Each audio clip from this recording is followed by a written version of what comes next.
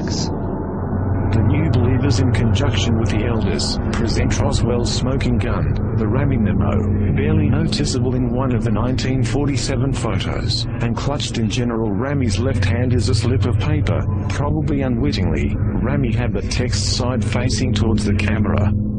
When blown up and analyzed, it tells a remarkably different story of events from the one Rami or contemporary Air Force counterintelligence wants you to believe. The telegram held in General Rami's hand provides smoking gun proof of a disc crash, and the recovery of the victims of the wreck. The message turns out to be a telegram from General Rami to the Pentagon and General Vandenberg, the acting ARF Chief of Staff at the time. Rami is providing Vandenberg an update on the very fluid situation in the field at Roswell. The first paragraph describes what had been found. Rami starts by acknowledging that the disc is next new find. He then adds that the victims of the wreck and something else, possibly just a wreck, had also been found near the recovery operation at the Raj. At the end it states that Vandenberg had ordered the victims and the wreckage forwarded to Fort Worth, Texas.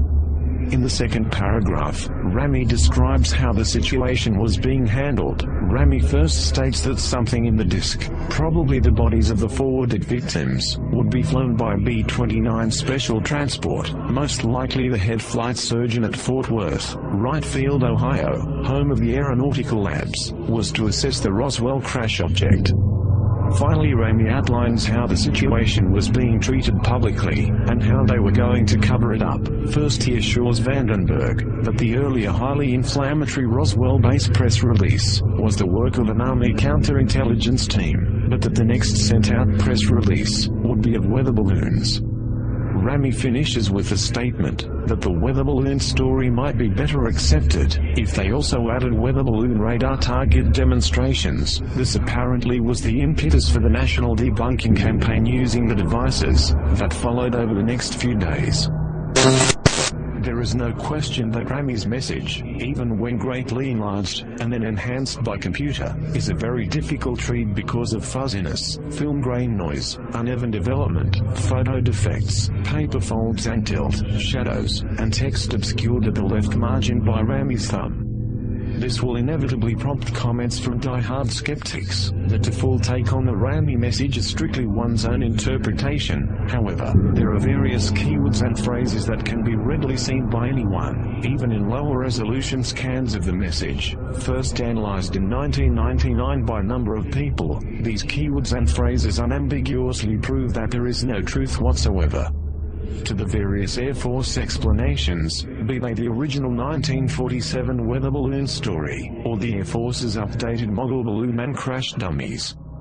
Far and away the most important word of the entire messages, victims on the third line, part of phrase the victims of the wreck. If there were victims, then this was no model balloon crash. As the Air Force Roswell report itself noted, reports of bodies being recovered couldn't be true, because the crash was of a model balloon, which had no alien passengers.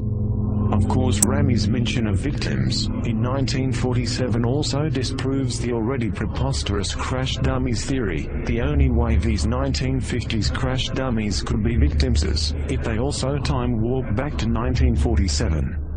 Another easily seen keyword and phrase is disc, and in the disc on the fifth line, Rami is clearly describing the crash object as a disc, not as a weather balloon, or a mogul, or a radar target, or any other word or phrase that in any way suggests some sort of balloon or balloon paraphernalia. In fact, the only mention of weather balloons and rolling targets comes at the very end of the message in the context of issued public statements and damage control.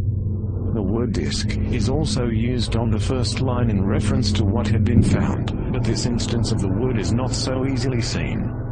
Furthermore, the message refers to the subsequent shipment of something in the disc. Neither balloons nor the two-dimensional flimsy radar kites had anything inside that could be shipped. If Rami had been referring to some piece of balloon payload equipment, then the phrase should have begun with attached to or suspended from, or with, in speaking of the victims of the wreck, using the word disc for the crash object. and chipping something in the disk. Rami is clearly referring to something other than a balloon crash. The simplest interpretation is to take the words literally. There is no reason for Rami to be describing events abstractly in a secret communication to his superiors. This was the crash of the so-called flying disc craft with a dead crew, found on the inside, as corroborated by the testimony of military and civilian witnesses.